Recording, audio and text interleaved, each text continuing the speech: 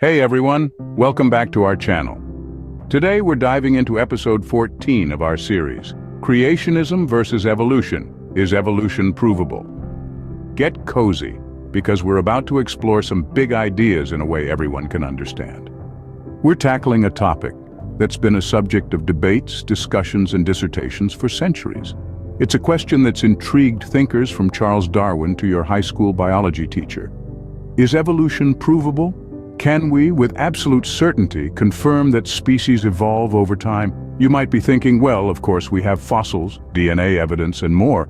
And yes, these pieces of evidence do point towards evolution. But in the world of science, things are rarely as simple as they seem. And this is especially true for a concept as profound and far-reaching as evolution. So, you've probably heard a lot about evidence for evolution, right? It seems like a solid theory with lots of support. But here's a twist. Proving evolution, like really proving it, isn't as straightforward as it might seem. Let's break it down. When people talk about proofs of evolution, they're often leaning on a handful of assumptions. Assumptions that evolution explains our observations better than anything else. But let's pause and ponder for a moment. What about the countless theories from our rich history or the possibility of a divine architect behind creation? Should we be so quick to dismiss these? Often the conversation around evolution tends to overlook these alternative perspectives. It's almost as if we're wearing blinkers, focusing solely on what fits within the framework of evolutionary theory. But what if we broaden our horizons? What if we consider the possibility of other equally plausible explanations? The truth is, even if we had a time machine, even if we could witness every single moment in history, we would still be left with questions. Was what we observed purely coincidental? Or was there a grand design, a higher power orchestrating it all? It's like watching a tree grow from a seed. We see the process unfold, but does that really explain the why or the how in the grand scheme of things? Not quite. Even if we had a time machine and saw every moment in history, we still wouldn't know if what happened was by chance or if it was planned by a higher power. Now let's talk about the evidence that gets brought up a lot, like fossils, DNA, and how different creatures share similarities. You see, these are often hailed as the undeniable proofs of evolution.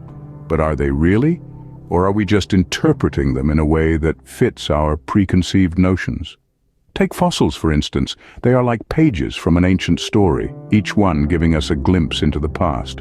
But just like a story, our understanding of fossils depends largely on interpretation. Two scientists can look at the same fossil and draw two completely different conclusions. Then there's DNA, the blueprint of life. It's been said that the more similar the DNA of two species, the more closely related they are. But is that always the case? Just as two architects can design similar buildings without ever meeting each other, two species can have similar DNA without necessarily sharing a common ancestor. Now, what about the physical similarities we see in different creatures? At first glance, it seems logical to assume that similar features indicate a common ancestor. But consider this. A shark and a dolphin look remarkably similar, yet one is a fish and the other a mammal. Their similarities are due to living in similar environments, not because they share a common ancestor. So, while these pieces of evidence might seem to point towards evolution, it's crucial to remember that they are not definitive proofs. Rather, they are clues that need to be interpreted, and different interpretations can lead to different conclusions. The more we learn, especially from genetics and molecular biology, the more complicated the picture gets. It's as if the tree of life we often hear about is actually more of a tangled web, with connections we're only beginning to understand. So, where does all this leave us in the big debate between creationism and evolution? Well, it's safe to say that we're navigating through a labyrinth of theories, each with its own set of compelling arguments and counter-arguments. We've delved into the intricate assumptions that often underpin our understanding of evolution. We've also examined the evidence that is frequently cited, like fossils, DNA similarities, and the concept of shared ancestry, only to realize that these proofs often boil down to interpretations rather than irrefutable facts. The world of science is a complex one, with each new discovery adding another layer of intrigue to our understanding of life's origins. It's a fascinating journey that invites us to question, to explore, and above all, to learn.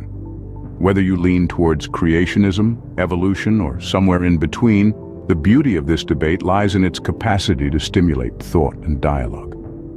Thanks for tuning in to today's episode. I hope it's given you some food for thought, no matter where you stand on the topic. Remember, the world is full of mysteries waiting to be uncovered, and it's our curiosity that leads the way.